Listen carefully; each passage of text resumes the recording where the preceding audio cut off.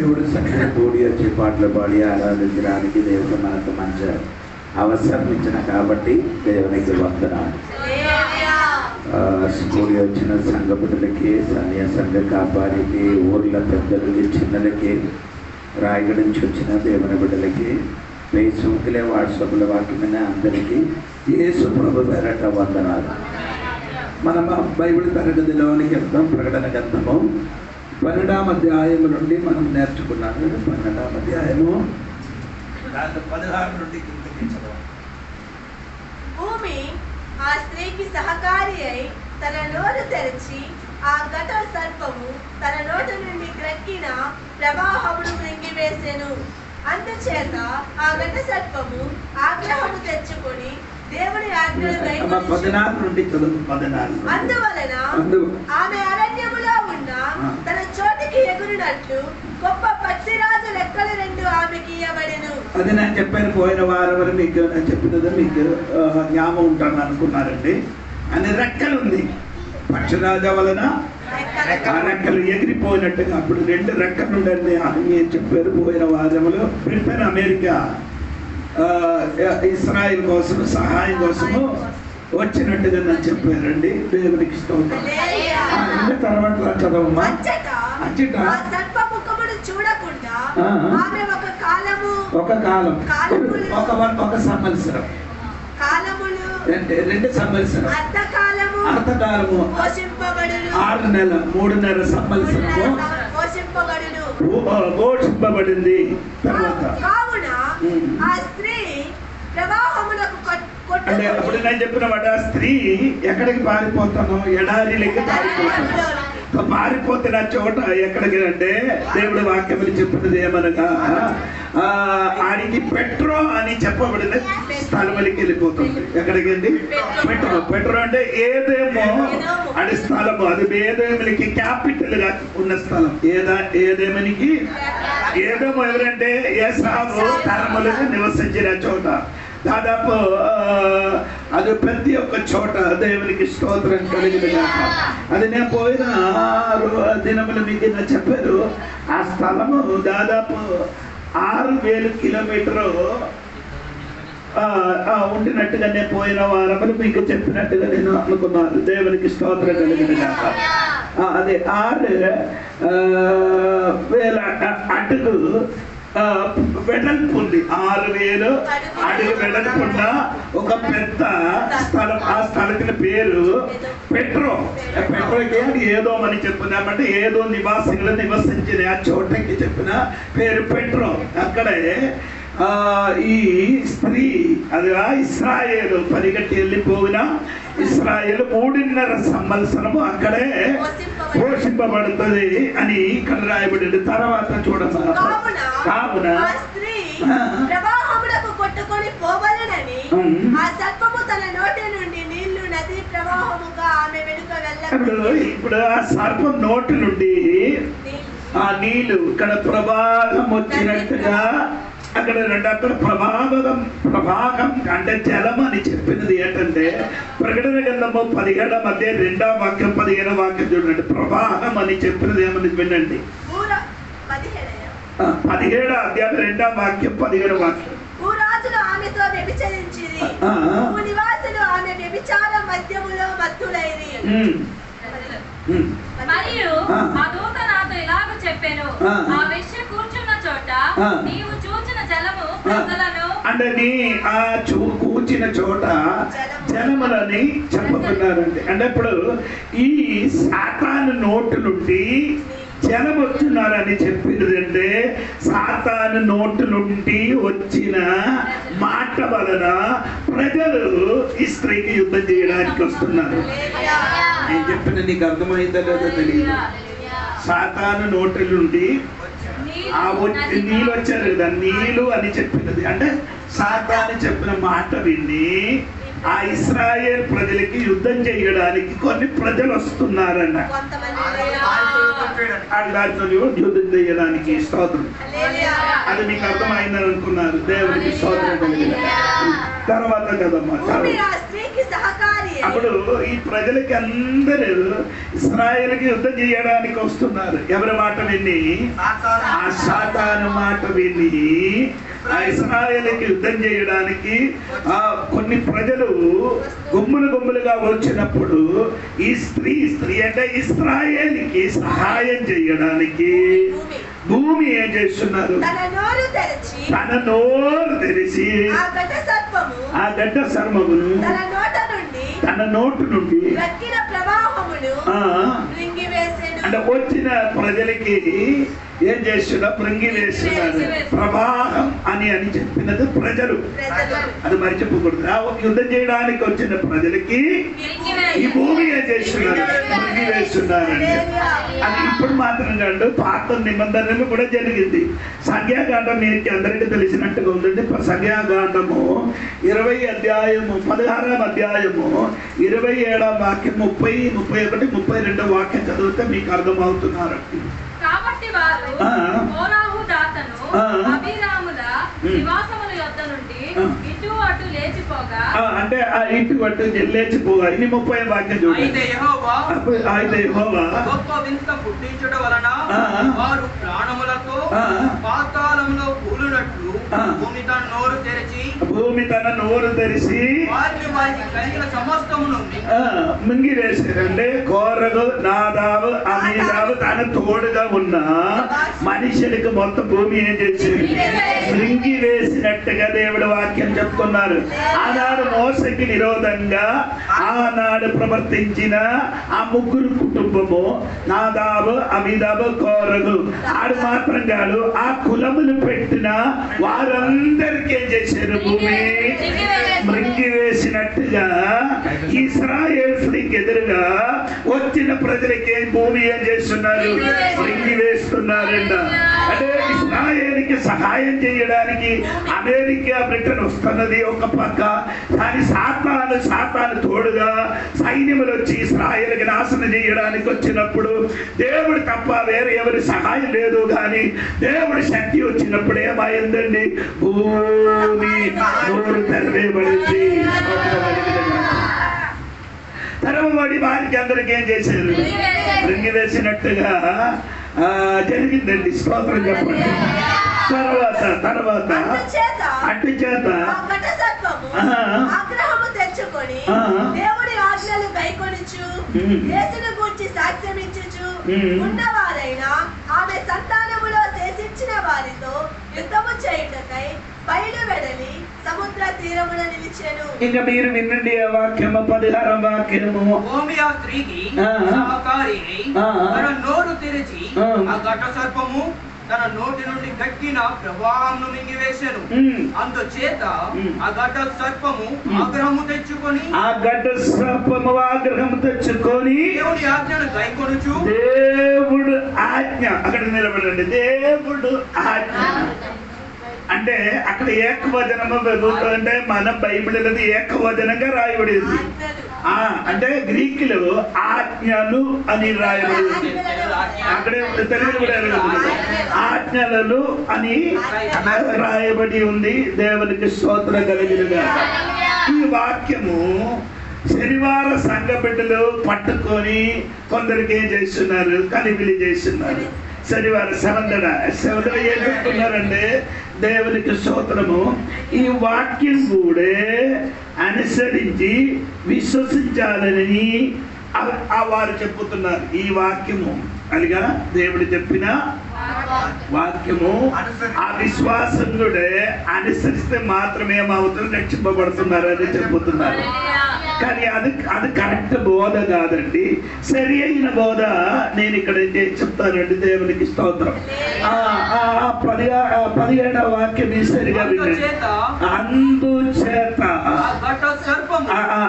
గడ్డ సర్పము ఆగ్రహము తెచ్చుకొని దేవుని ఆజ్ఞను కైకొనుచు యేసుని గురించి సాక్ష్యం ఇచ్చుచు ఉన్నవారైనా ఆమె సంతానములు అంటే యేసుని సాక్ష్యముల గురించి ఉన్నవారిని అందరికీ ఏం చేస్తున్నారు? చంపడానికి ప్రయత్నించున్నారు మాట. స్తోత్రం. అప్పుడు ఇక్కడ రెండు మాట రాయబడి ఉంది. ఒకటి యేసును ఆయన ముందుకు దేవుడు ఆజ్ఞలు, రెండు యేసును సాక్ష్యం. దేవునికి స్తోత్రం కలిగింది. ఆ కాలమని జరిగిన సమయం, ఆ కాలం అని చెప్పినది మహాశ్రమ దినములు కలిగిన విషయం గురించి అక్కడ చెప్పుతున్నారు. మహాశ్రమ దినములు కలిగిన విషయం గురించి అక్కడ చెప్పుతున్నారు. దేవునికి స్తోత్రం. ఆ మహాశ్రమ దినములు ఏమండి? ఆ దేవుని వాక్యము, రెండు యేసయ్య సాక్ష్యం, ఈ రెండు కూడా పట్టుకొని నిలబడిన వాడు మాత్రమే ఏమవుతున్నారు? రక్షింపబడుతున్న. మత్తయి సువార్త 24వ అధ్యాయములో ఆ మాట రాయబడి ఉంది. మీరు ఒకసారి చూడండి. మత్తయి సువార్త 24:13 వాక్యం.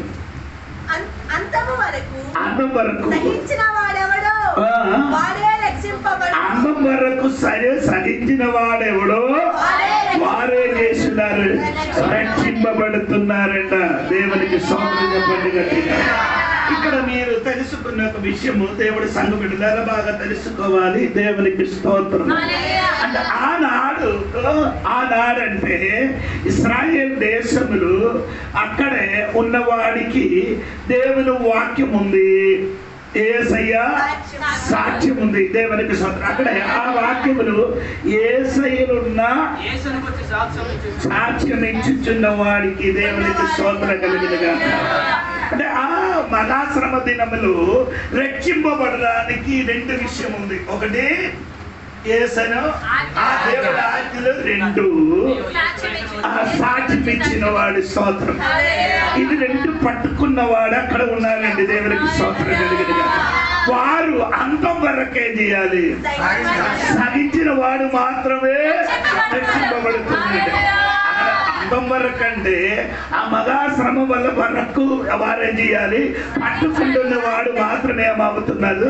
రక్షింపబడుతున్నారు. మనకి సంబంధించిన విషయం కాదు. ఏది? అంతం వరకు సహించిన వాడు మాత్రమే రక్షింపబడుతున్నారని కొందరు చెప్పుతున్నారండి. అది ఆ కాలములు. ఏది? ఆ 7 సంవత్సరములు ఊరిలో జరిగిన శ్రమ సమయములో ఆ దేవుని వాక్యము, యేసుని గురించిన సాక్ష్యం పట్టుకున్నవాడే ఆనాడేమవుతున్నారు? రక్షింపబడినట్టుగా ఉండాలి. ఇప్పుడు మీకు అర్థమైనట్టుగా ఉన్నానని అనుకున్నాను. ఇంకా దానియేలు గ్రంథము 12వ అధ్యాయము 11-12 వాక్యం కూడా కలిసి చదవండి. అనుదిన బలి నిలుపు చేయబడిన కాలం మొదలుకొని నాశనము కలిగి చేయు హేయమైన దానిని నిలవబెట్టు వరకు 1290 దినములగును. అంటే ఏంటండి? 1290 చదవండి. 1335 దినములు. అప్పుడు రెండు సంఖ్య అక్కడ రాయబడింది. ఒకటి 1290, ఇంకొకటి స్తోత్రం కలిగిన స్తోత్రం చెప్పండి గట్టిగా. దేవునికి స్తోత్రం. 260 అని ఆ సంఖ్య ఎంత అంటే 3.5 సంవత్సరం. 260 సారీ నేను చెప్పిన 1260 అంటే 3.5 సంవత్సరం. ఓకేనా? దానిలోనికి 30 రోజులు కలపాలి. 30 రోజు ఏం చేయాలి? కలిపినప్పుడు ఎంత వచ్చింది? ఆ 30 రోజులు ఏమనగంటే నేను చెప్పిన సరిగా వినండి. దేవునికి స్తోత్రం. హర్మదోన్ యుద్ధమని జరిగిన దినం అది. హర్మదోన్ యుద్ధములో జరిగిన ఆ 30, అప్పుడు ఆ 1260 ప్లస్ అప్పుడు ఎంత అయింది? ఓకేనా? ఇంకా తర్వాత చదవండి. ఇంకా తర్వాత 335 దినములు పాలుకొని కనిపెట్టుకొని వాడు ధన్యుడు. అంటే ఇంకేంటి? 1335. ఇది నీ మనసులో ఉంచుకోవాలి. ఎంత అందరు? ఫస్ట్ 1290. స్తోత్రం కలిగిన గాక. ఇంకా నీ తెలిసిన ఒక విషయం అండి, యెహోవా షాపాత్ ఆ లోయలలో ఒక యుద్ధం జరుగుతున్నారు. ఇస్రాయేల్ ఇది ముందుకు నేను చెప్పిన ఆ విషయం. అప్పుడు ఇస్రాయేల్కి ఎదురుగా సమస్త రాజ్యాలు అందరూ కలిసి ఏమవుతున్నారు? యుద్ధం చేయడానికి, పోరాటం చేయడానికి వచ్చిస్తున్నారు. స్తోత్రం. ఆ వచ్చిన దినములు ఎంత దినము వరకు ఆ యుద్ధం జరుగుతున్నారంటే దేవునికి స్తోత్రం కలిగి 45 రోజండి. 45 రోజులు. 45 రోజులు. ఏది ఆ యుద్ధం జరిగినది ఎన్ని రోజు అంటే 45 రోజులు. ఈ 45 రోజు కూడా దానితో కలిపండి 1290కి 45 కలిపండి 1335 వరకు. ఇంకా ఆ వాక్యం పూర్తిగా చదివండి. స్తోత్రం కలిగింది.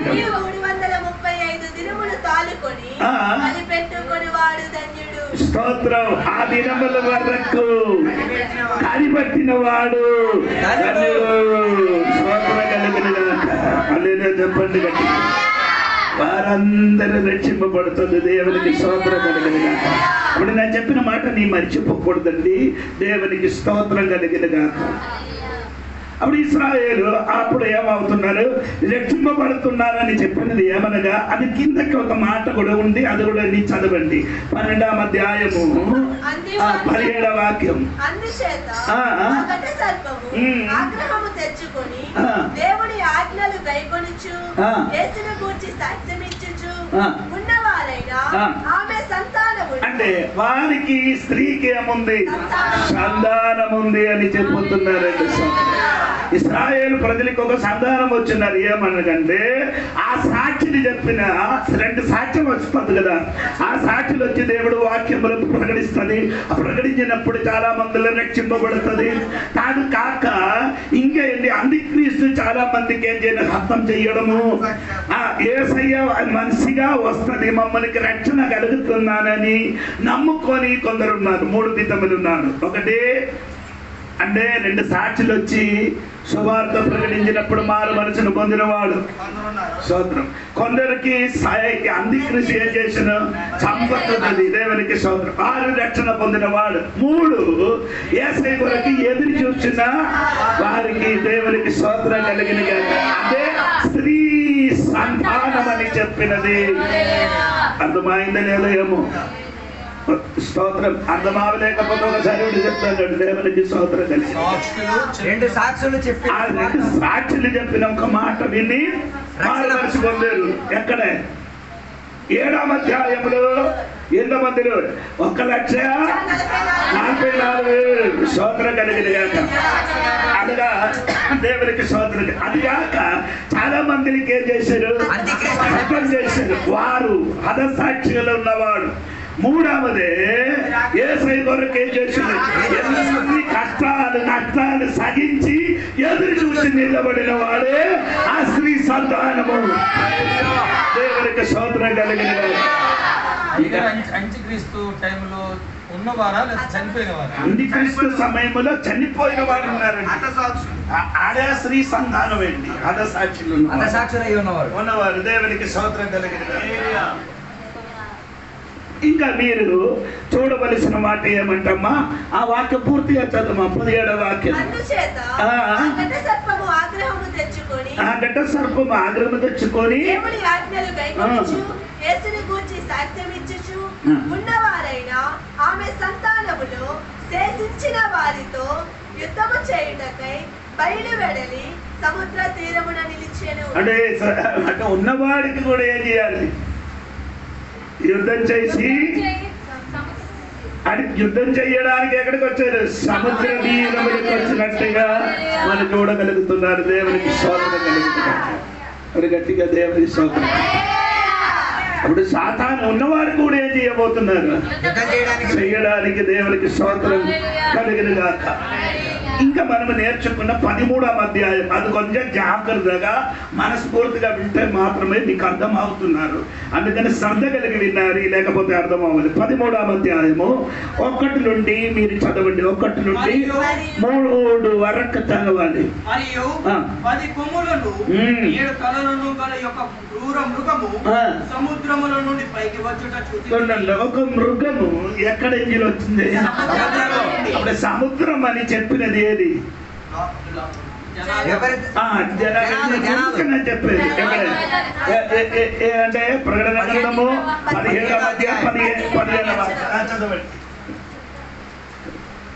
మరియు ఆ దూత నాతో ఇలాగ చెప్పాను, ఆ వేశ్య కూర్చున్న చోట నీవు చూచిన జలములు ప్రజలను జన సమూహం నీ చూచిన ఆ జలములు ఎవరు? ప్రజలు. అప్పుడు పుట్టిందని చెప్పినప్పుడు అప్పుడు ఎక్కడి నుంచి వస్తున్నారండి? సముద్రం నుండి వస్తున్నారు. ఆ తర్వాత అచ్చట చూచి తిని దాని కొమ్ముల మీద 10 కిరీటములను, అంటే ఇది 10 కొమ్ముంది, కిరీటం ఉంది, దాని తలల మీద దేవ దూషణకరమైన పేరును ఉండెను. నేను చూచిన మృగము చెట్టపులిని పులి ఉండెను. స్తోత్ర కలిగిన అదే 10 కొమ్ములున్నా ఒక్కడు వస్తున్నారట. దేవునికి స్తోత్రం కలిగిన అది ఇక్కడ లేదు. అది నేను ప్రకటన గ్రంథములున్న ఆ చార్ట్లు ఉందండి. అది తర్వాత చెప్తానండి. సరే చూడు చూడు చూడు. చూచిన మృగమా సముద్రములుగా వచ్చిన మృగములు చూడండి. ఒకటి ఎలాగ ఉందండి? చిత్తపులి. ఒకటి చిత్తపులి. చూడండి ఇక్కడ ఎక్కడ ఉందండి చిత్తపులి? 2 దాని పాదములు తన పాదం కాదు కాదు ఆడి కాలు వెలగ ఉందండి. ఇది ఎనిగి వంటి కాలు అలన. తర్వాత దాని నోరు సింహపు నోరు వంటిది. ఎర్ర బాబు సింహపు నోరు వంటి ఏది? ఆ సముద్రములో వచ్చిన ఆ ఘోర మృగం. ఒక మృగం కాదు, ఒక మృగం కాదు. ఎప్పుడు మీకు అర్థం అవ్వదు. ఒక్క మృగం కాదు, 3 మృగములు కలిసి ఉండే ఒక మృగం. ఆయన అర్థం అంటే 3 మృగములకున్న ఆ 3 విధములున్న స్వభావం చెందిన ఒక్కడే ఎక్కడి నుంచి వస్తుంది? సముద్రంలో వస్తుంది. జన ప్రజల మధ్య నుండి బయటికి వస్తున్నట్టుగా దేవుడు వాక్యం చెలవుతున్నారండి. ఈ వచ్చిన వాడ చాలా మంది ఘోరమైన మనుషులు. ఏది? చిత్తపులి ఎలాగో ఎంత స్పీడ్ ఉందో అంత స్పీడ్.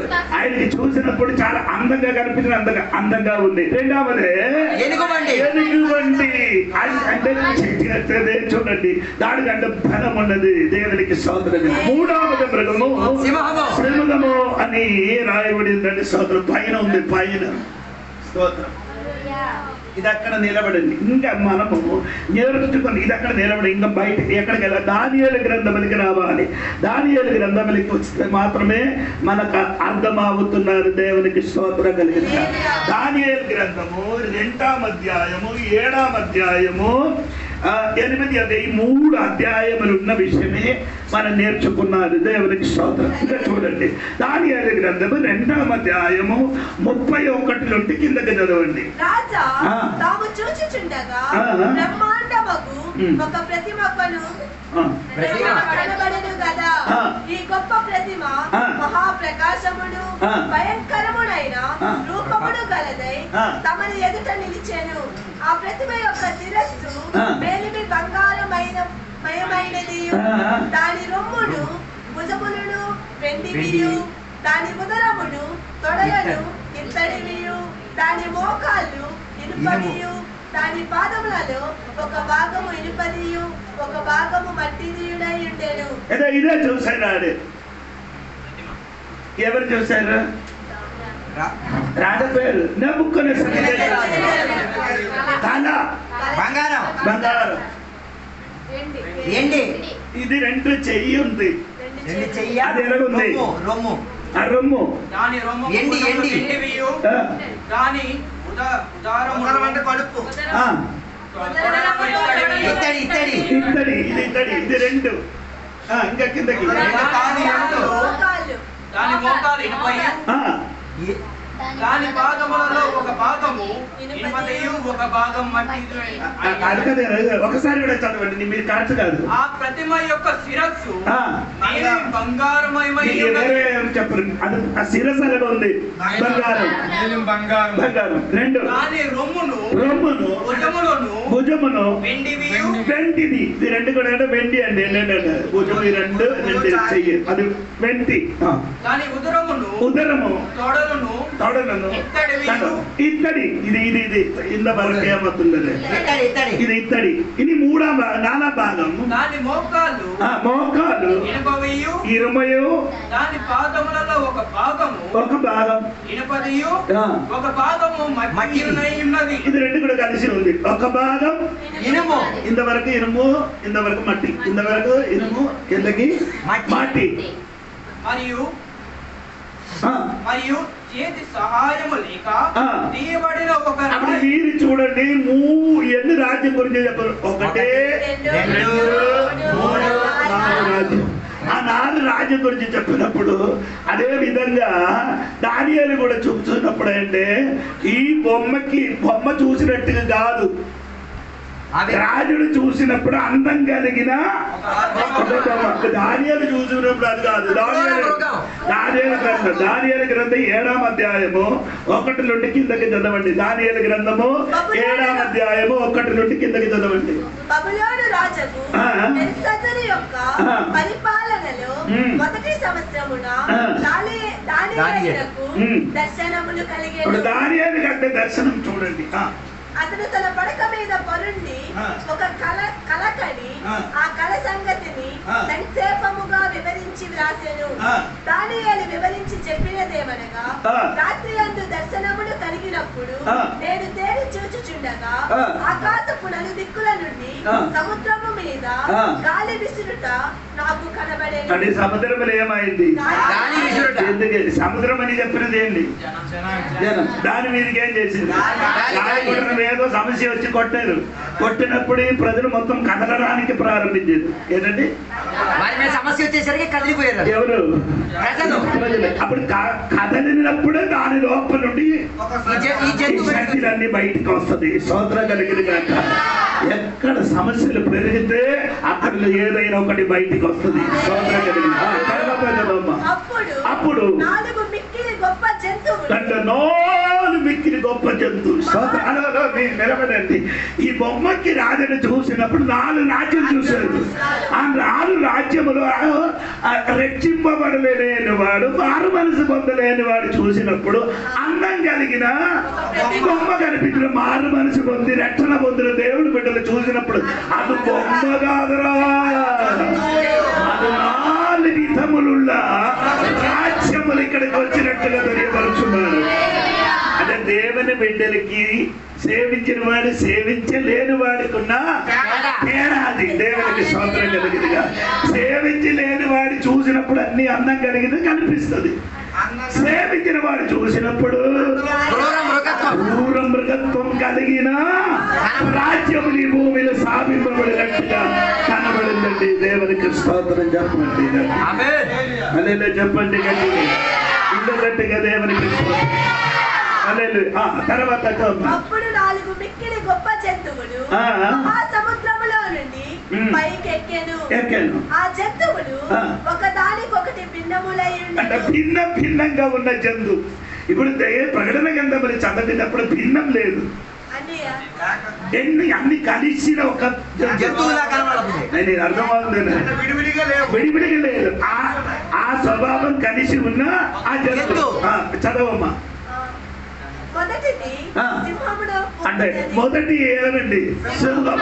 సరే, దానికి పక్షిరాజు రెక్కల వంటి రెక్కలుండే. 2 రెక్కలు జరగని చెప్తాను.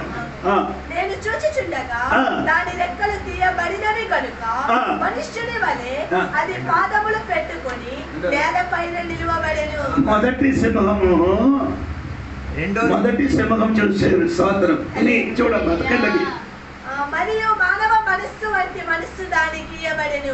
నేను చెప్తాను. రెండవ జంతువు ఎలుగుబంటి. అది ఒక పార్శ్వము మీద పండుకొని తన నోట పండ్ల మధ్య 3 ప్రకటములను పట్టుకున్నది. అది నోట్లో ఏముంది? ఒక చెయ్యి ఏమైంది? పైకి 3 చెయ్యి ఆదుకున్నాడు. ఒక చెయ్యి పైకి, ఒక చెయ్యి పట్టుకున్నారు. అందుకే అర్థం ఉంది. 3 ఎమకలు ఏమవుతున్నారు? అది నోటిని పట్టుకున్నారు. అది 3 రాజ్యం. తర్వాత నేను చెప్తాను. కొందరు లెమ్ము దర్శించుము అని దానితో చెప్పిరి.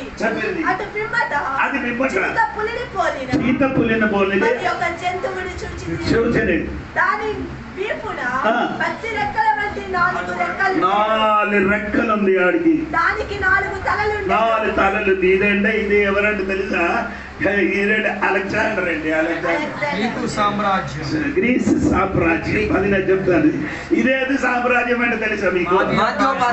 మాధ్య పార్శ్వరాజ్యం. అందుకనే ఈ 2 అది నేను తర్వాత చెప్తాను. పైన ఉన్నది చదవమ్మా. దానికి ఆధిపత్యం ఇయ్యబడెను. రాత్రి అందు నాకు దర్శనములు కలిగినప్పుడు నేను చూచుచుండగా ఘోరముడు భయంకరమునకు 4వ జంతువు ఒకటి కనబడెను. భయంకరము 4వ జంతువు ఒకటి కనబడింది. సోదరు 4వ జంతు ఘోరం ఉంది. తర్వాత అది తనకు ముందుగా నుండిన ఇతర జంతువులకు భిన్నమైనది. అది ముగ్గురు ఉంది కదా, దానికంటే భిన్నం. అదే దానియేలు గ్రంథం ప్రకటన గ్రంథము 13వ అధ్యాయం చదివినది. అది మహాబల మహత్యములు గలది. దానికి పెద్ద ఇనుప దంతములు, అనుకున్న పళ్ళు ఇనుప దంతములు ఉంది, కొమ్ములు ఉంది, పళ్ళుంది, 10 కొమ్ములు ఉంది. అది సమస్తమును భక్షించుచు తునియులుగా చేయుచు దానిని కాళ్ళ క్రింద అనగద్రొక్కుచుండే. సరే అండి, ఇది నీకు అర్థమైందండి. దేవునికి స్తోత్రం కలిగింది. అప్పుడు మొదటి మనం నేర్చుకోవడానికి వెళ్తున్నారు రోమా సామ్రాజ్యం. ఇది ఎవరు చూసారు? నెబుకద్నెజర్ చూసిన తల రోమా సామ్రాజ్యం. అదే బాబిలోను. మొదటి బాబిలోను దానియేలు చూశాడు. నెబుకద్నెజర్ అదే చూసినప్పుడు దానియేలు చూసినప్పుడు అది సింహం కనబడినట్టుగా చూడగలుగుతున్నారు. ఇంకా మనము దానియేలు గ్రంథములకి తిరిగి రావాలి. దానియేలు గ్రంథము లేక తిరిగి రండి. దానియేలు గ్రంథము 4వ అధ్యాయము 30వ వాక్యం చూడండి. ఈ మహా విశాల పట్టణము నా బలాధికారములు నా ప్రభావ ఘనతను కనపరచుటకై నా రాజధాని నగరముగా నేను కట్టించినది కాదా అని తనలో తాను ఆయన నిలబడి ఏం చెప్పారు? అదిగో ఈ బాబిలోను నేను కట్టించింది. ఎలాగా కట్టారు? ఈ మహా విశాల పట్టణము బలాధికారములను ప్రభావ ఘనతతోని కట్టారని ఈయన నోటితోని చెప్పారు. అంటే బాబిలోను గురించి కొన్ని మాట చెప్పిన తర్వాత మళ్ళీ నేను వస్తానంటే దేవునికి స్తోత్రం కలిగింది కాదు. అది నీకు ఏమంటే బాబిలోని చుట్టూ ఏమంటే 120 ద్వారం ఉంది. ఏమండి? 120 ద్వారము. ఇంకా కాక 3 పెద్ద ద్వారం ఉంది. 3 పెద్ద ద్వారం. అంటే ఈ బాబిలోని చుట్టూ ఏమైంది అంటే తెలుసా? పెద్ద కానా పెట్టారు. పెద్ద కాలువ పెట్టి కాలువల లోపలికి ఏమైంది నీళ్లు పెట్టారు. ఏది శత్రువు అయినా బయటికి ఇల్లుండి ఇక్కడికి రాకుండా స్తోత్రం కలిగిన కాక అనగా ఉండినప్పుడు అనగా జీవించిన సమయము అప్పుడు ఈ రాజుడు మనసులు చెప్పారు ఇదన్నీ నేను కట్టించాను. అనగానే ఆంగిల్ గార్డెన్ ఉంది. ఆంగిల్ గార్డెన్ ఏంటి ఏం చెప్తున్నారు తెలుగులో? హ్యాంగింగ్ గార్డెన్ ఏలాడుచున్న తోట.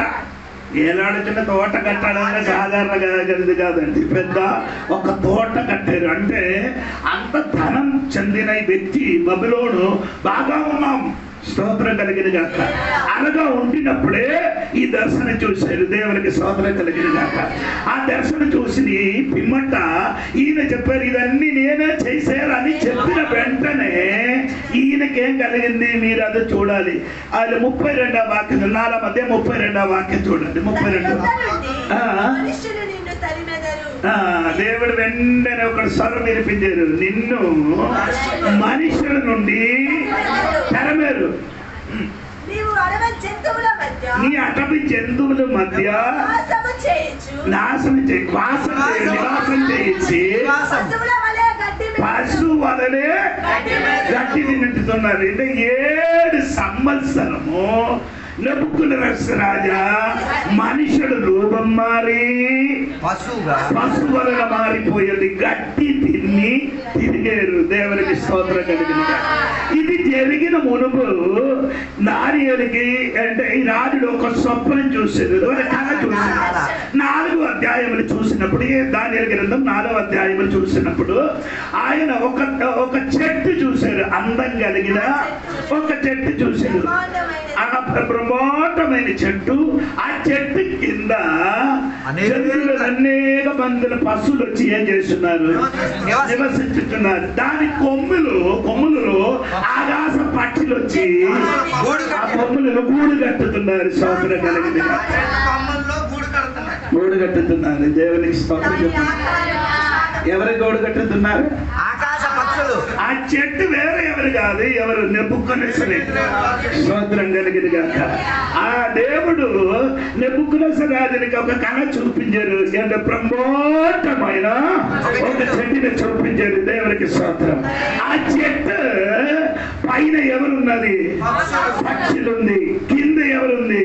ఘోరమైన జంతువులుంది. ఆయన జీవిత రీతి దేవుడు ఆయనకి దర్శనంతో బయలుపరిచేది. దేవునికి స్తోత్రం కలిగింది కాక. అంటే మీరు ఇది చదివినప్పుడు మత్తయి సువార్తలో పరలోక రాజ్యం గురించి దర్శనం చెప్పినప్పుడు ఏమంటే అక్కడ ఒక మనుషుడు తన చేతులుండి ఆవగించి తీసుకొని వచ్చి ఏం చేశారు? విత్తనం వేశారు పొలములు. ఆ పొలములు వేసిన వెంటనే అదేమైంది? అది ములచి పెద్ద చెట్టుగా మారింది. ఏది? స్తోత్రం. ఆవగింజ ఎప్పుడు కూడా చెట్టగా మొలదు. ఎందుకంటే ఎక్కువ అయితే 12 అడుగు 15 అడుగు వరకు అది ఉండొచ్చు. స్తోత్రం కలిగింది. ఇప్పుడు అది కాదు, పెద్ద చెట్టుగా మారిన వెంటనే దాని లేని ఎవరు కూర్చోబడుతున్నారు? ఆకాశల పక్షులు. స్తోత్రం కలిగింది కాక. ఆయన అర్థం ఏమంటే దేవుడు చెప్పింది ఏమంటే సంఘం చిన్నదైంది. అవును కదా. లూకా సువార్తని చెప్పుతున్నారు. చిన్న సంఘము ఎవరి మధ్యలో నివసిస్తున్నారు? తోడేల మధ్యలో మీరేమవుతున్నారు? చిన్న సంఘము. చిన్న మందలారా మీరు ఎక్కడ నివసించున్నారు? చిన్న సంఘము కొన్ని దినములు సంవత్సరం దాటిన తర్వాత సంఘం ఏమైంది? పెరగడానికి ప్రారంభించింది. సంఘం ఏమైంది? పెరగడానికి. మొదటి 3000. అవును కదా. నేనే అపోస్తల కార్యములు పీతర్ గారు ఒక ప్రసంగం చెప్పినప్పుడు 3000 మంది మారిపోయారు. ఇంకా కొన్ని సంవత్సరం బాధ 5000 అయింది. ఇంకా కొన్ని సంవత్సరం అది 7000 అయింది. ఇంకా కొన్ని సంవత్సరం లెక్కలేని విధానంగా మారింది. ఇప్పుడు ఇదిలోనికి పక్షులు రావడానికి ప్రారంభించింది. ఎవరు? మొదటి పక్షిగా వచ్చిన అననీయాస్. ఏ పక్షి అది? ఏం పక్షి? అబద్ధం చెప్పిన పక్షులు ఈ సంఘ కొమ్ములు కూర్చున్నారట. ఆ సంఘ కొమ్ములు సంఘ లోపల ఈయన కూడా. కానీ మనకు తెలియలేదు ఏది అననీయాస్ ఎవరు అసభ్యులు ఏది తెలియదు. కానీ ఆత్మపూరుడైన పీతర్ గారికి అర్థమైంది. వచ్చిన వారు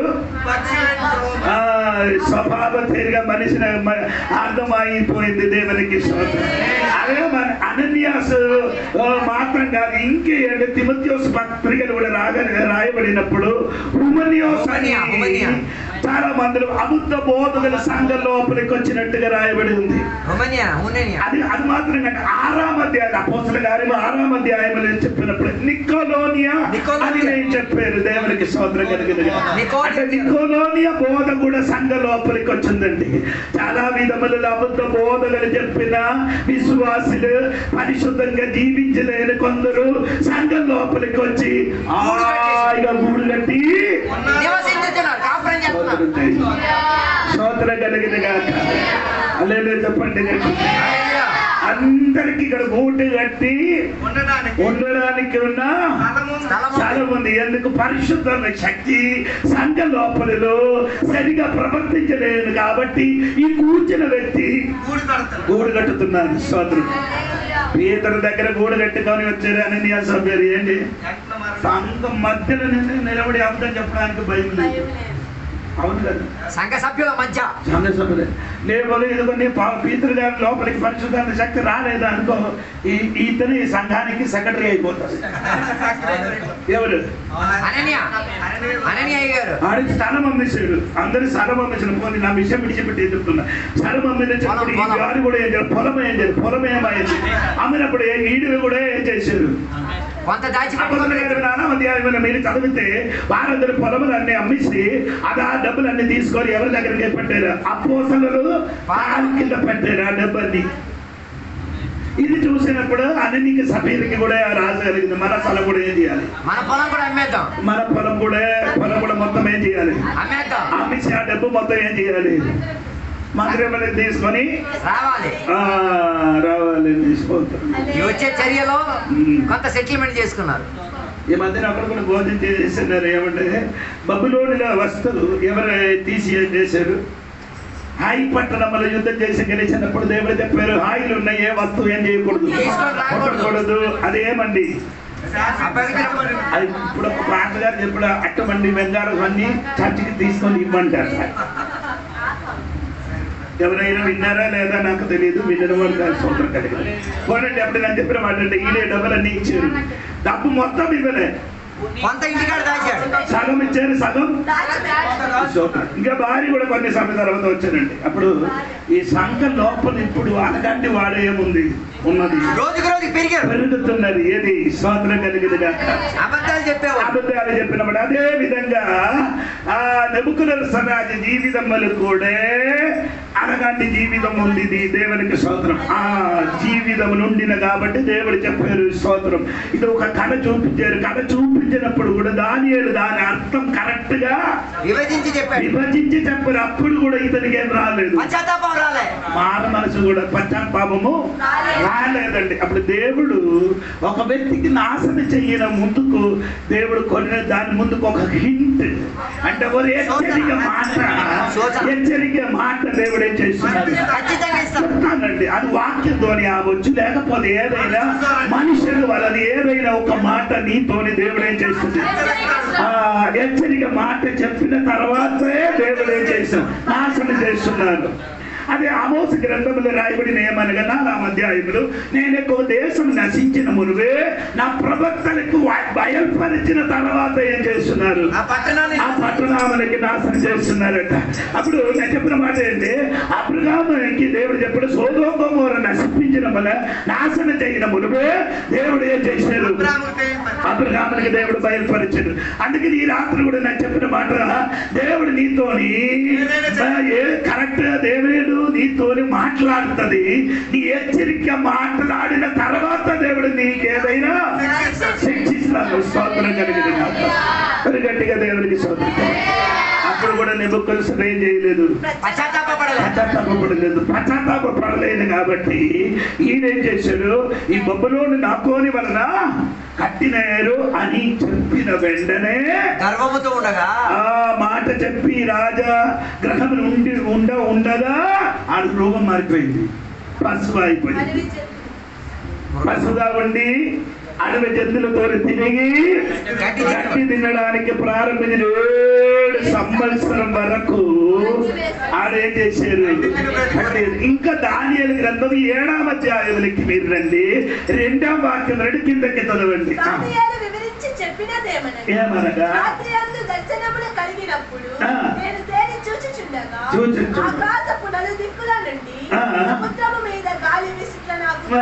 తర్వాత అప్పుడు 4 మిక్కిలి గొప్ప జంతువులు మహాసముద్రముల నుండి పైకెక్కెను. తర్వాత ఆ జంతువులు ఒకదానికొకటి భిన్నములై ఉండేది. మొదటిది సింహమును పోలినది, కానీ దానికి పక్షిరాజు రెక్కల వంటి రెక్కలుండేవి. అంటే పక్షిరాజు రెక్కల వలన రెక్కలుండి, ఎందుకంటే బాగా స్పీడ్ గా ఉన్నవాడండి. స్తోత్రం కలిగిన రెక్కలు ఉంది, బాగా 2 రెక్కలు ఉంది. అందుకే పక్షిరాజ పని అండి ఎదుగుతుంది. అంటే సింహము పక్షిరాజ ఒకటి, పక్షిరాజులో ఉన్న రాజుడు ఎవరు, పక్షిరాజ.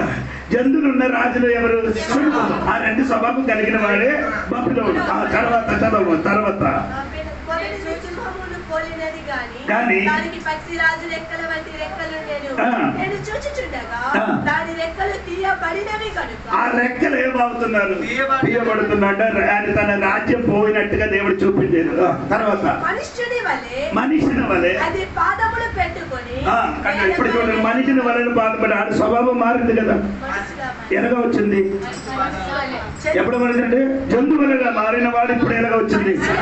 మనిషిలో మళ్ళీ దేవుడు ఆయనకి ఏం చెప్పి దేవుడు సన్ని పశ్చాత్తాపడిన వెంటనే దేవుడు ఆయన మార్చి మనిషి స్వభావం వచ్చిందండి. స్తోత్రం చెప్పండి గట్టిగా. అలా మనిషి స్వభావం వచ్చిన తర్వాత ఒక్క సంవత్సరం కూడా ఆయన ఏం చేశారు? రాజ్యము ఏలేడు తర్వాత ఏలవాడు చేసిన తర్వాత నెబుకద్నెజర్ రాజా ఏమైంది? చచ్చిపోయారు. నెబుకద్నెజర్ రాజా ఏమైంది? చనిపోయారు. ఇంకా రెండవది చనిపోయిన తర్వాత వచ్చిన వేరే 5వ అధ్యాయం మొదటి వదిలి చూడండి. దాని గ్రంథం 5వ అధ్యాయం మొదటి వదిలి. అంటే ఈ మర్చిపోకూడదండి. నెబుకద్నెజర్ రాజునికి 2 బెల్షస్సర్కి మధ్యన 3 రాజులు ఏలవాడు చేశారు. అది ఇక్కడ బైబిల్ కరెక్ట్ గా చెప్పలేదు. 3 రాజులు ఏం చేశారు? ఏలవాడు చేశారు. 3వ రాజులు 4వ రాజులే ఎవరైనా బెల్షస్సర్. బెల్షస్సర్ చేయన పని వినండి.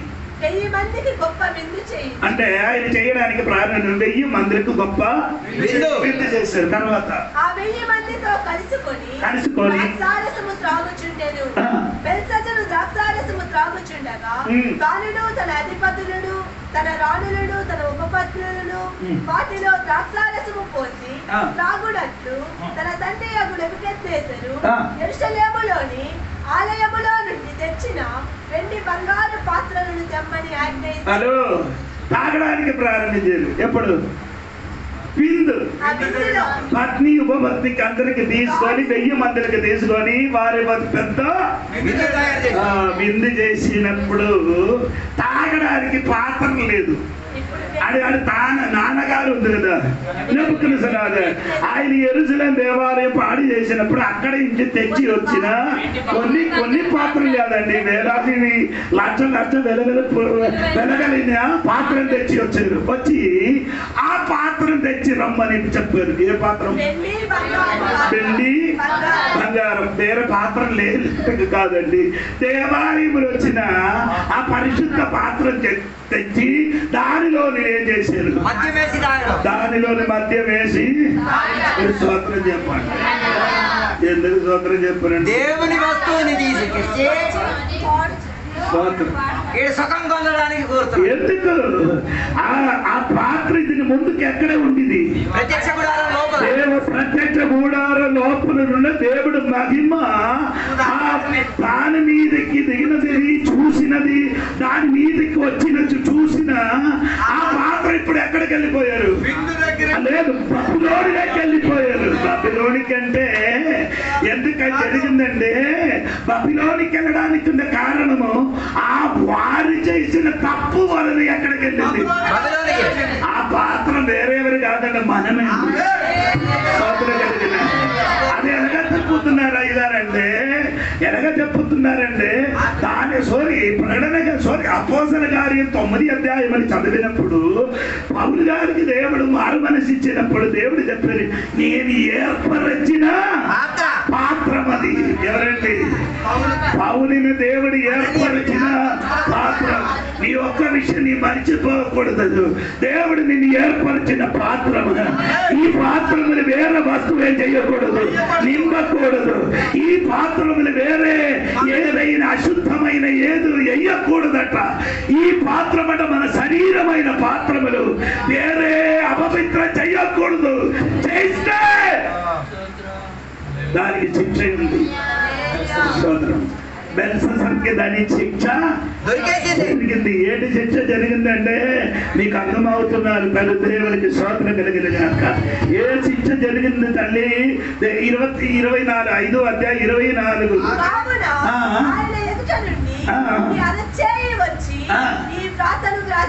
స్తోత్రం చెప్పండి.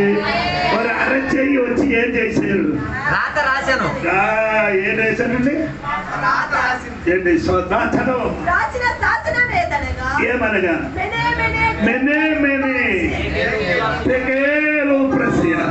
ఈ వాక్య భావమే అది ఎలాగా ఇది అంటే అక్కడ ఉన్న ఎవరు కూడా ఏం చేయలేదు, ఈ అర్థం చెప్పలేదు. ఎందుకు చెప్పలేదు? మీరు ఇప్పుడు బైబిల్ చదివిన ఎలాగా ఎక్కడ నుండి ఎక్కడికి? బైబిల్ మీ వాక్యం చదివేది ఎక్కడి నుంచి ఎటు? ఎడమ పక్క నుండి కుడి. ముస్లిము కుడి పక్కన నుండి. ఈ భాష చదివిన అలగ కాదు, పై నుండి కిందకి, పై నుండి మెనే మెనే అలగ చదవాలి. ఈడే అందరూ వచ్చి ఎలాగ చదివేది, అలగ చదివేది ఆడికి అర్థం అవ్వలేదు. అర్థమైందా లేదా? స్తోత్రం. చెప్పండి అందరూ మెనే మెనే ఆడు ఎలాగ చదివారు. ఎడం పక్క నుండి కుడి పక్క చదివినట్టు ఆడికి అర్థం అవుతుంది, ఆడికి తెలియదట. అక్కడ ఇక్కడ తెలియదు. దానియేలు వచ్చినప్పుడు కరెక్ట్ చెప్పాలి. దానియేలుకి దేవుడికి జ్ఞానం ఇచ్చాను కాబట్టి అంతే భాష తెలిసిన కాబట్టి దానియేలు పై నుండి కింద మేనే మేనే కరెక్ట్ గా చెప్పగలరు. ఆయన అర్థం కూడా దానియేలు చెప్పదు. ఏంటది? ఏమనగా దేవుడు ప్రభుత్వ విషయములలో లెక్క చూచి దాన్ని ముగించాను. అనగా ఆయన నిన్ను త్రాసులో తూచగా నీవు తక్కువగా కనబడుతుంది. ఈడికి దేవుడు ఏం చేశాడు? రాశాడు ఎక్కడ? ఆ గోడ మీద మాత్రం కాదు, పలక మీద కూడా రాసిన దేవుడు. కొందరు అనుకున్నారు గోడ మీద మాత్రము దేవుడికి స్తోత్రం. వాళ్ళే చెప్పండి గట్టి. అదే ఏం చేశాడు దేవుడు? పలక మీద రాసి ఎవరికి ఇచ్చాడు? మోసకి ఇచ్చాడు. మోస అది తీసుకొని వచ్చినప్పుడు ఏం జరిగింది? ఏది ఏది రాశారో దానికి విరోధంగా అప్పుడు మోస ఈ పలక ఏం చేశారు? బట్టలు కొట్టాడు. బట్టలు కొట్టాడు. అప్పుడు బట్టలు కొట్టి ఎప్పుడు దేవుడు ఆడ ఆజ్ఞ రాసి ఇచ్చారు, వాడు ఏం చేయలేదు. దేవుడు రాసిన ఇచ్చిన ఆజ్ఞ ఏం చేయలేదు. దేవుడు ఏం చేశాడు? దేవుడు దాని మోసం పని కొట్టాడు. ఇప్పుడు మళ్ళీ దేవుడు చెప్పడు, ఇది నేను రాసి ఇవ్వను, నీ ఏం చేయాలి? పలక తెచ్చి నీ తెచ్చి వస్తే రాస్తామని. అదో ఎంత కరుణామయుడు అని చూడండి. నేను రాజుని ఇచ్చినప్పుడు నీ ఏం చేయలేదు, నీ ఆ పలక అనుసరించి జీవించలేదు. అందుకని నీ ఒక పని చేయి, నీ పలక పట్టుకొని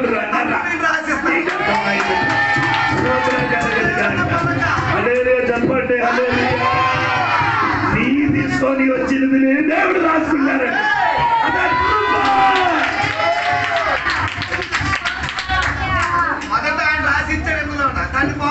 పాడు చేసింది మన పలక ఆయన రాశాడు మాట. కొన్ని సంవత్సరం చెప్పాలి. నీకు అర్థమైంది లేదు?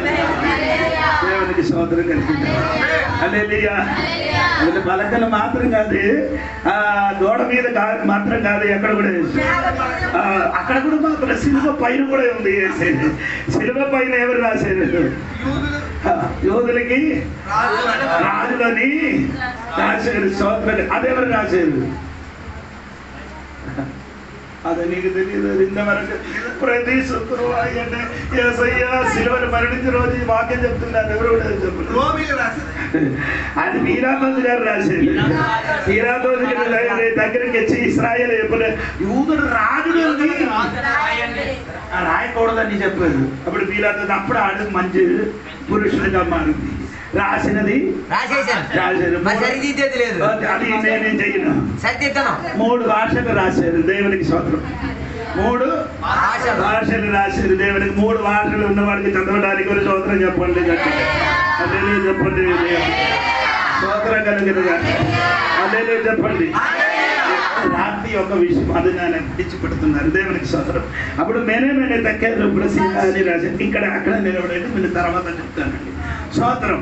ఇది యెషయా గ్రంథం 45వ అధ్యాయం 1 నుండి కిందకి చదవండి. యెషయా గ్రంథము 45వ అధ్యాయము 1 నుండి 3 వరకు. జనములను జయించుటకు నేను అతని కుడి చేతిని పట్టుకొని ఉన్నాను. నేను రాజుల నడికట్లను విప్పెదను. అమ్మా అది దాని పైన ఒక వాక్యం కూడా, అది కూడా చదువు. 44 చివరి ఒక వాక్యం కూడా ఉంది.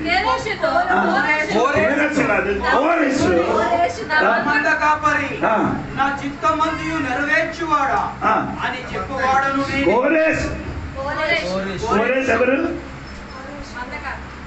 మంద కాపాలి అట. ఈడికి మంద ఉందో కోరేశ్ ఎవరండి? రాజు. రాజు ఎవరు? ఈయన దేవుడి బిడ్డలు కాదు, అన్యుడే. దేవుడి బిడ్డలు కాదు, అన్యుడే. ఆ అన్యుడికి దేవుడు ఎలాగ పిలిచారు? నా మంద కాపరి, నా అభిషేక్తుడట. ఎప్పుడు అభిషేకం చేశాను నాకు తెలియదు. అలాగే చెప్పలేదండి. దేవుడు చెప్పుతుంది. దేవుడు ఒక్క మనిషినికి ఎంచబడినది మీరు చూడండి, ఒక మనిషినికి ఏర్పరిచిన పద్ధతి చూడండి. ఎందుకంటే బబిలోన్ నాశనం చేయడానికి దేవుడు ఒక్కడికి ఏర్పరిచాడు. దేవుడికి అది దేవుడు బిడ్డలు కాదు, ఒక అన్యుడికి దేవుడు ఏర్పడలేదు. ఆయనకి ఈ పేరు చెల్లి పేరు పెట్టి పిలిచిన మాత్రం కాదు. నా మనిషిదంటే నా మనిషి నా కాపారి సోదర మంద కాపారి. మందరికి మాత్రం కాదు, నా అభిషేక్తుడట. సోదరం కలిగిన కాదు. ఇది మనసులో ఉంచుకొని 45వ అధ్యాయం మొదటి కిందకి జనములను జయించుటకు నేను అతని కుడి చేతిని పట్టుకొని ఉన్నాను. అయ్యో దేవుడు చెప్పిన రాజుడికి నేను చేస్తున్నారు. కుడి చేత పట్టుకున్నారు. దేవుడికి స్తోత్రం. ఈయన ఈ కోరేస్ 7 విషయం చేశాడు. అందుకని తర్వాత చెప్తాను. ఇది కింద కోరేస్ విషయం గురించి చెప్పినప్పుడు నేను చెప్తాను. ఇది ఎనుగుబండి విషయం గురించి చెప్పినప్పుడు నేను చెప్తాను. 7 విషయంలో వాడు దేవుడి కొరకు చేశాడు. అది ఒకటి ఏమంటే ఎరుషలేము దేవాలయం కట్టడానికి సహాయం చేశాడు. స్తోత్రం కలిగినగాక. అంటే దేవుడు బిడ్డలకు ఆలోచించండి. దేవుడికి స్తోత్రం. దేవుడు వాక్యములో ఒకటి ఉందండి. అదే సామెతల పుస్తకము 23వ అధ్యాయం మొదటి వాక్యం ఒకసారి చూడండి. సామెతల పుస్తకము 23వ భోజనము చెయ్యు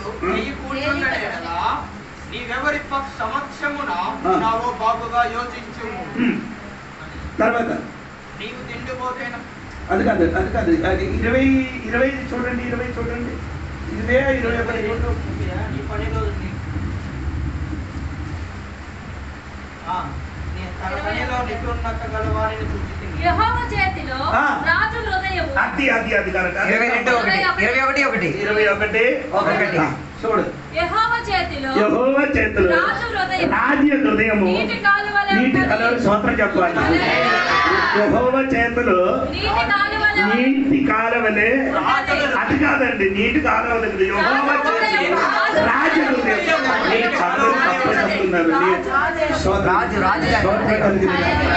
యెహోవా చేతులు రాజు ఆయన అర్థం చెప్పండి. ఆయన అర్థం చెప్పండి. The king's heart is like a channel of water in the hand of Lord. ఏంటంటే అర్థం నీకు చెప్పండి. అంటే ఆ రిమోట్ లాగా ఎటు తిప్పితే అటు తిరిగిపోతుంది. నీకు అర్థం అవ్వలేదు. ఆ నీరు ప్రవాహాన్ని పొలము చెయ్యలేని వాడు కాబట్టి నీకు అర్థం అవ్వలేదు. పొలము ఉన్నవాడు అయితే అర్థం అవుతుంది. నీళ్ళు ప్రభాగము పేరు పొలమునికి పంపించాలని ఆ పండక్కి కోసం పని చేసిన పనివాడికి తెలుసు.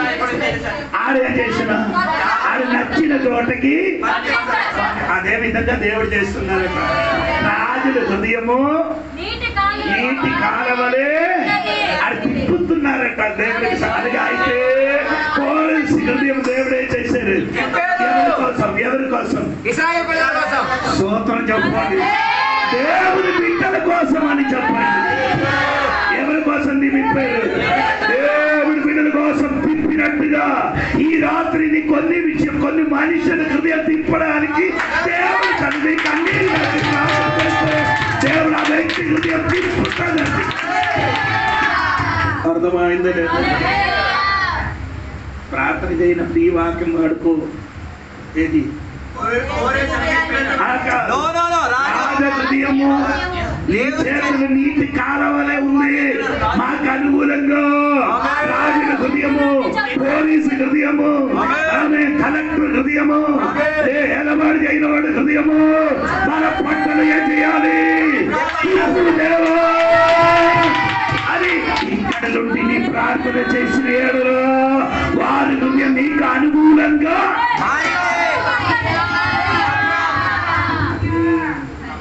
మీరెవరు ప్రార్థన చేయదు. వాక్యం పెట్టి ప్రార్థన చేయరు. భర్త హృదయం నాకు అనుగుణంగా చెప్పాలని ప్రార్థన చేస్తే దేవుడే చేస్తుంది. హృదయములకి నీటి కాలవలే నీకు అనుకూలంగా తిప్పిన ఒక దేవుడు ఉంది. అందుని సంబంధించిన వాక్యం పొందిపోనండి. నేను అక్కడికి వెళ్ళలేదు. దేవుడికి స్తోత్రం కలిగింది. అప్పుడు కోరగసిన దేవుని దేవుడు మాట్లాడడానికి ప్రారంభించారు. ఇన్ని యెషయా గ్రంథం 45వ అధ్యాయానికి రండి. అతని పక్షమున జనములను జయించుటకు నేను అతని కుడి చేతిని పట్టుకొని ఉన్నాను. అంటే దేవుడు అతనికి కుడి చేతి పట్టుకున్నారట. నేను రాజుల నడికట్లను విప్పెదను. అంటే కోరవేసిన ఎప్పుడు కోరిస్తే నీ భయపడద్దు, రాజుల నడుము కట్టిని నేనేం చేసింది ఆయన అర్థం చెప్పండి. నడువు కట్టి ఉంటే మాత్రమే నిలబడుతుంది. లేకపోతే శక్తి అంటే రాజుల శక్తికి నేనేం చేస్తాను, తీసివేస్తానని. తర్వాత ద్వారములు అతని ఎదుట నెయ్యబడకుండా తలుపులు తీసేది. స్తోత్రం చెప్పండి. ద్వారమారు ఎదుట ఎయ్యకూడదు, ఎయ్యదు తలుపులు తీసేదను తీసను అని యెహోవా తాను అభిషేకించిన కోరేషును గురించి సెలవిచ్చుచున్నాడు. ఇది కోరేసే నీ భయపడు, నీ బబులోనికి వెళ్తున్నారు కదా యుద్ధం చేయడానికి. అక్కడికి నీ వెళ్ళినప్పుడు నిన్ను చేయి నా పట్టుకున్నా. రెండు అక్కడ ఉందా నిప్పారు కదా. అంటే బెల్సెస్సర్ ఏం చేయొచ్చు, నీళ్ళు ఇది తాగినప్పుడు ఏది మందు తాగి కూర్చున్నప్పుడు గోడ మీద ఏమైంది, చేతి రాసినప్పుడు ఏమైంది,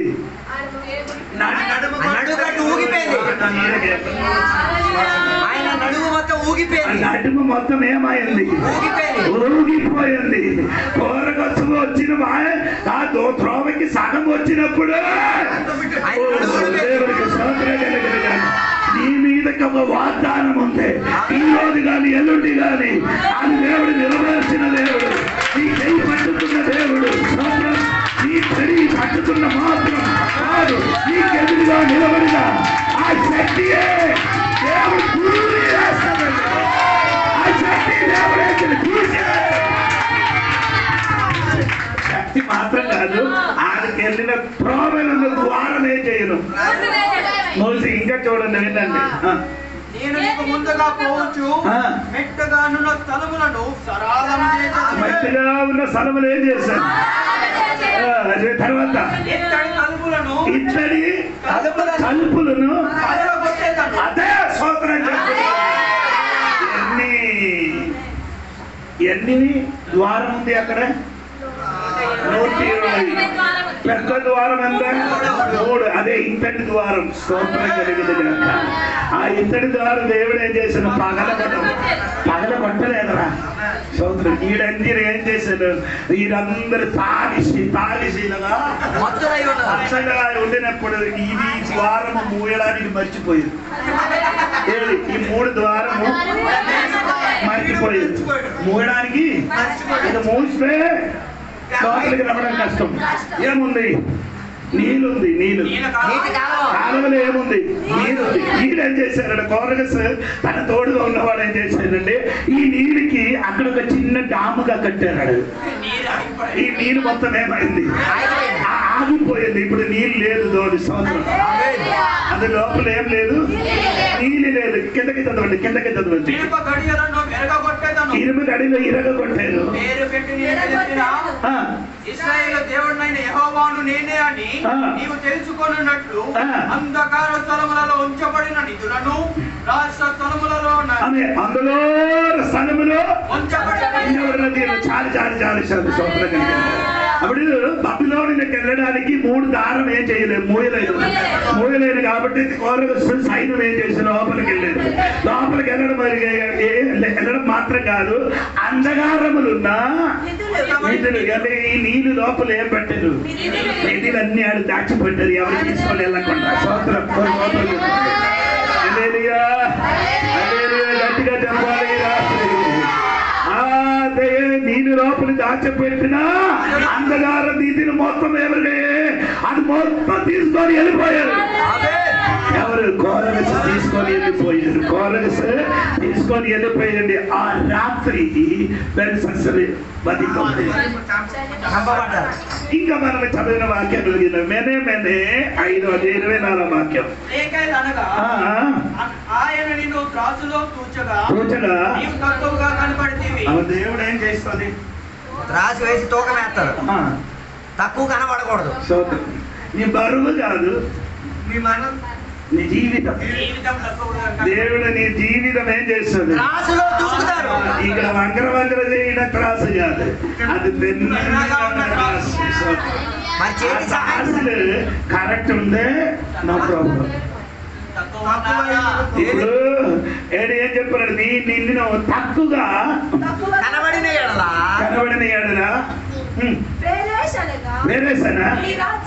నీ రాజ్యం ఏం చేశారు? నీ వద్ద నుండి విభాగింపబడి మాధ్యనికి పార్శ్వనికి ఇచ్చారట స్వాతంత్రం. అప్పుడే మొదటి రాజ్యం పోయింది. ఏది? బబులోను రాజ్యం పోయింది. దేవునికి స్తోత్రం చెప్పాలి. మరి గట్టిగా స్తోత్రం చెప్పాలి అని నాకు తెలియదు. దేవునికి స్తోత్రం ఎప్పుడు జరిగిందంటే నేను చెప్పిన మాట వినండి. దేవునికి స్తోత్రం కలిగింది కాక మరి గట్టిగా స్తోత్రం చెప్పండి. హల్లెలూయా హల్లెలూయా చెప్పండి గట్టిగా. దేవునికి స్తోత్రం కలిగింది కాక. బీసీ బీసీ బీసీ అంటే క్రీస్తు పూర్వం. BC before Christ. క్రీస్తు శకము క్రీస్తు శకము 539 అక్టోబర్ 12 జరిగిన సంగతి ఇది. ఏమండి? ఏది? ఈ నెబుకద్నెజరు ఆ రాజ్యము అందమైంది. దేవునికి స్తోత్రం. ఆ రాత్రి బెల్షస్సర్ ఏమైంది? చనిపోయి. చదవండి చదవండి చదవండి.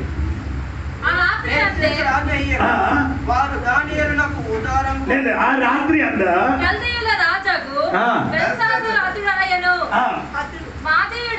మాతీయుడు దార్యావేషు ఇప్పుడు 2 రాజ్యాలు వచ్చారు. కోరగస్, దార్యావేషు. దేవునికి స్తోత్రం కలిగింది. 2 రాజ్యం ఏది? మేదో పార్షియా. 2 రాజులు వచ్చి దేవునికి రాత్రి ఆలయమైంది. చనిపోయారు. దేవునికి స్తోత్రం. ఆ రాజు ఎవరికి దొరికింది? మేద్యో పార్షియా. పార్షియాకి ఆ రాజు దొరికింది. దేవునికి స్తోత్రం. మాధ్యా పార్షియా అంటే ఇంగ్లీష్ నేను చెప్తున్నానంటే మేద్యో పార్షియా. తెలుగులో వచ్చిన మాధ్యా పార్షియా రాజు ఎవరికి దొరికింది? కోరేషుకి ఇంకా దార్యావేషుకి రాజ్యం దొరికింది.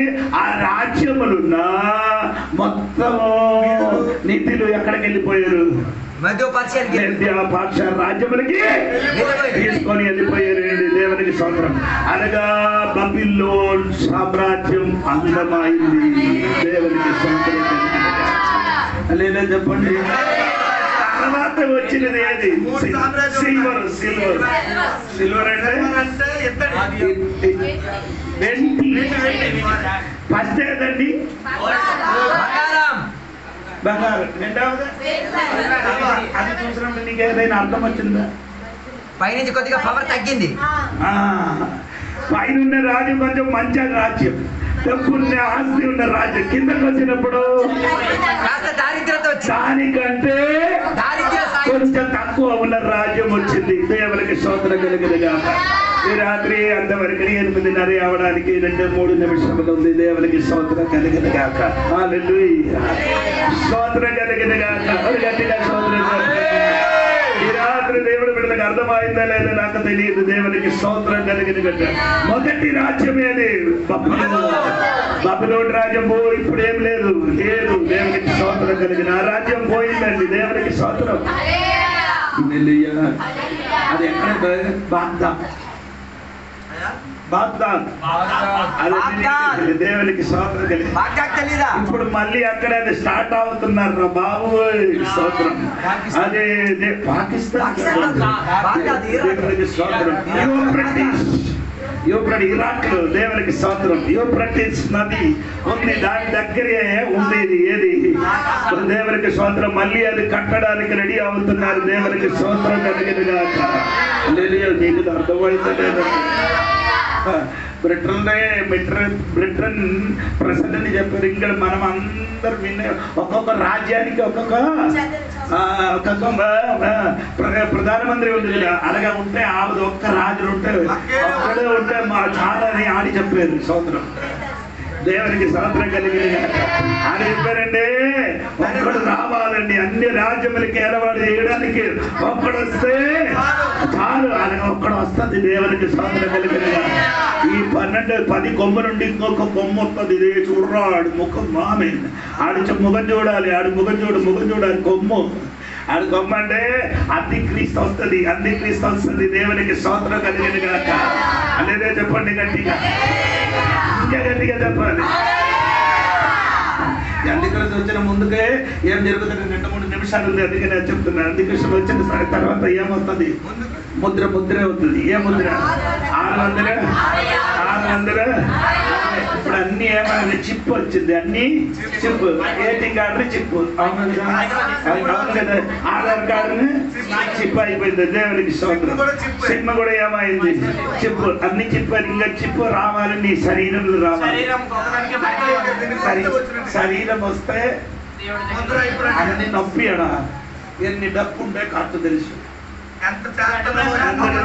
ఇప్పుడు సరే ఇది లేదు కాబట్టి ఎన్ని దాచిపెట్టిన కానీ ఎవరికి తెలియదు. అది వచ్చిన అనుకో, అది వచ్చిన కానీ అబద్ధం చెప్పడానికి అవదు, ఎవరికి మోసం చేయడానికి. అది ఏదో తప్పు చేసినందుకు వెంటనే పట్టుకుంటారు. స్వాతంత్రం చెప్పండి. ఒకటే స్కానింగ్ మనకి ఓకే చాలు. అది అంటే ఎఫెసీయుల పత్రిక 4:30 పరిశుద్ధాత్మ దేవుడు వల్ల మమ్మల్ని ఏం చేసేసారు? ముద్ర చేశారు. మనకు ముద్ర చేసేది. ఇంకొక ముద్ర వచ్చిన మునుపే మనం ఈ భూమి విడిచిపెట్టి పైకి వెళ్ళిపోతున్నారు. దేవునికి స్తోత్రం చెప్పాలి, హల్లెలూయా చెప్పాలి. దేవునికి స్తోత్రం కలిగిన ఈ 3-4 రాజ్యం. 4వ రాజ్యం ఏమవుతుంటే రోమా సామ్రాజ్యం. 4వ ఏమంటే రోమా సామ్రాజ్యం. రోమా సామ్రాజ్యం 2 అయిపోయింది. 2 ఖాళీగా ఉంది కదా. స్తోత్రం. అయితే ఇక్కడ ఎలాగుంది? 2 చెయ్యి ఉంటున్నట్టుగా 2 రాజులు, కోరెస్, ఇంకెవరు? దార్యావేషు. 2 రాజులు కలిసి రాములు. హలో స్తోత్రం. అది ఇది 2. ఇంకా ఏమంటే ఇది 2 అయింది కదా. ఈ కారు ఎలాగంటే ఏమంటండి? మట్టి ఇనుము కలిసి ఉంటావా? సెట్ అవ్వదు. అయితే ఇప్పుడున్న మన ఇండియా పార్టీ ఎలాగుంది? బీజేపీ, టీడీపీ, బీజేపీ, టీడీపీ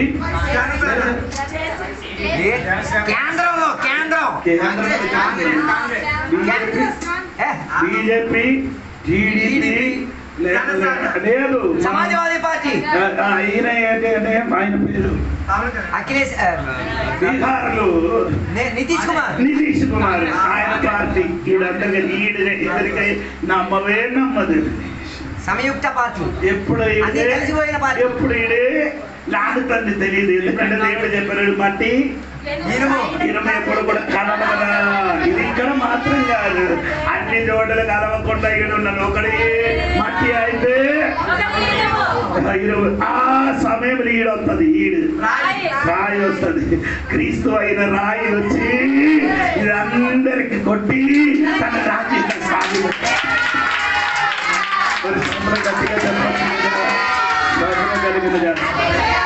నాకే పార్టీ లేదండి, ఉన్న పార్టీ ఎస్ఐ పార్టీ. వాక్యం చెప్పినప్పుడు కరెక్ట్ గా నేను చెప్పారు. దేవునికి స్తోత్రం కలిగిన కాక ఇప్పుడు వాళ్ళు ఉన్నారు, బీజేపీ తోడుకున్నారు. వాళ్ళు ఏం చేస్తున్నారు? అదే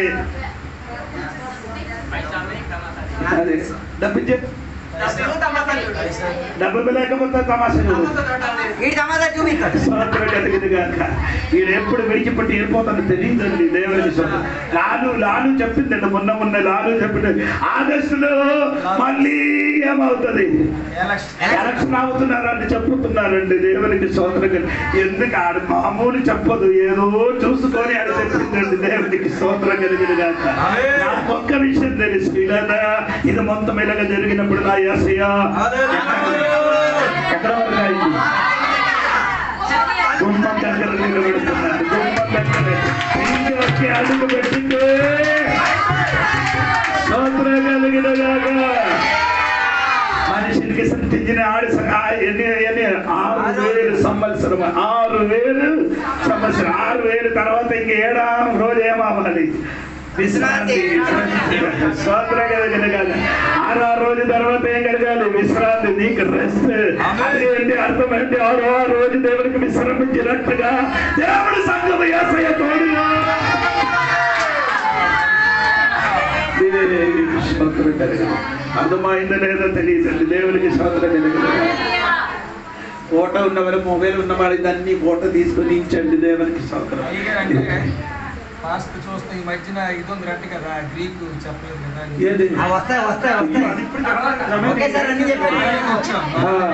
ఒకటే చెప్పాలి, ఇంకొకటే చెప్పాలి, ఇంకా 2 ఎలుగొంటి చెప్పాలి, 3 గ్రీస్ చెప్పాలి, 4 ఈడు గురించి చెప్పాలి.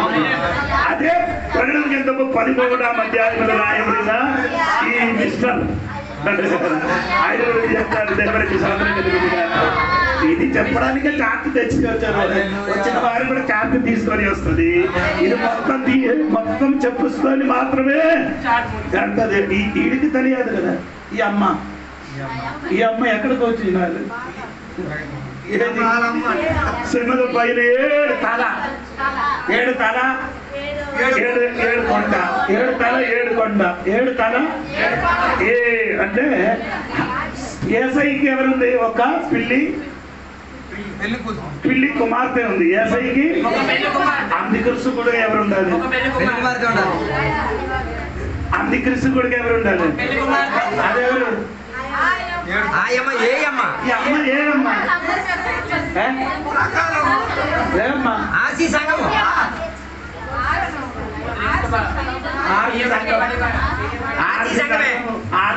అన్ని సంఘం కలుస్తుంది. ఎవరు అన్ని సంఘం కలిసింది? ఎవరు? లేదు, లూథరన్. ఇంకేది ఉంది? అది కాదు. ఈ ఫాదర్ ఉన్నవాడు చెప్పడం స్తోత్రము. బాప్టిస్ట్ కాదు. దేవునికి స్తోత్రం కలిగి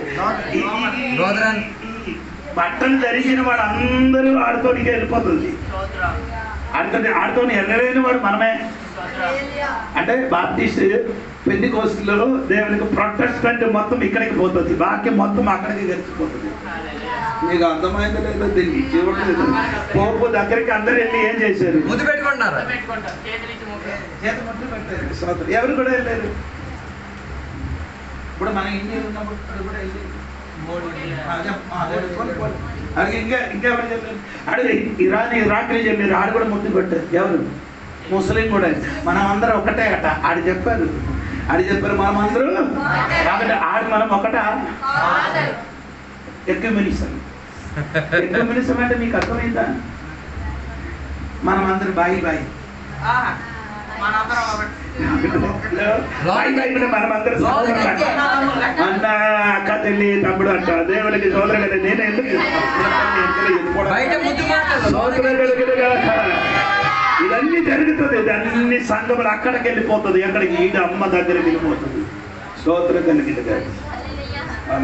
ఎత్తబడిన సంఘం, విడవబడిన సంఘం. అంటే నేను ఆ సంఘానికి ఎదురు కాదు, నేను ఆ సంఘానికి ఎదురు కాదు. ఉన్నట్టుగా ఉన్నట్టుగానే చెప్తున్నారు. అది 17వ అధ్యాయంలో చిన్నప్పుడు విడదీసి చెప్తానండి. స్తోత్రం చెప్తాను. దేవుడు మనకందరికి దీవించిన గాక. మొదటి రాజ్యం ఏమైంది? కూలిపోయింది. ఇంకొక రాజ్యం వస్తుంది. కూలిపోగలేని ఒక రాజ్యం. అదే ఇకనైనా గాని ఎప్పుడైనా గాని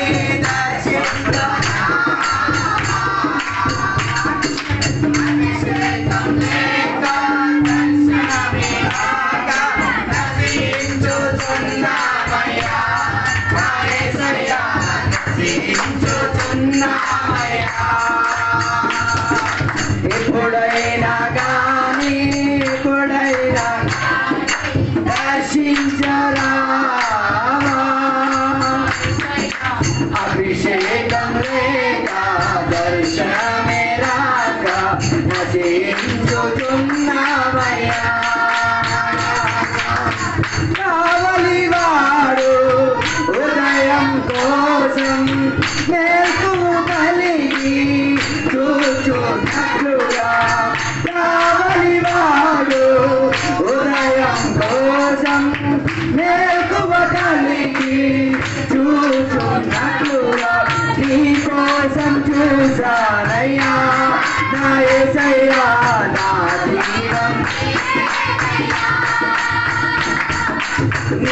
కోసం చూశానయ్యా నా యేసయ్యా నా దేవా ఇకనైనా కానీ ఎప్పుడైనా కానీ దర్శించరావా నా యేసయ్యా అభిషేకం లేక దర్శనమే రాక నశించుతున్నారయ్యా.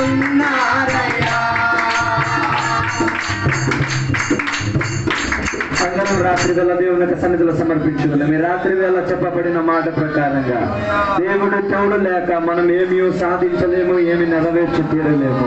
అందుకే ఎంత గర్వించుచున్న బాబిలోను దేశము చెందిన నెబుకద్నెజర్ రాజు అయిన హెచ్చరిక ఇవ్వకుండా దేవుడు ఎవరిని కూడా సంహరించారు. అందుకే రాత్రి వేళ ఒక విషయం తెలుసుకో, ఆస్తులు పెరిగినప్పుడు, అంతస్తులు పెరిగినప్పుడు, దేవుడిచ్చిన మేలులన్నీ పెరిగినప్పుడు నాయన గర్వించుకోవద్దు, గొప్పగాని భావించుకోవద్దు, నా దగ్గర బలం ఉందని భావించుకోవద్దు. నాయన ఈ రాత్రి వేళ దేవుడు నీకు హెచ్చరిక ఇచ్చి చెప్పుచున్నాడు, నాయన తగ్గించేసుకో, వినయములోకి వచ్చేసుకో, దేవుని యొక్క వాక్యానికి లోబడి తీరు, దేవుని పిలిచి తప్పును అడిగి తీరు.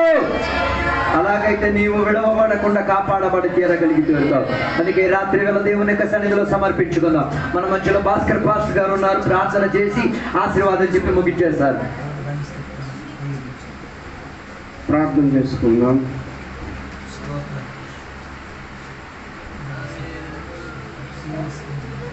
మమ్మల్ని ప్రేమించిన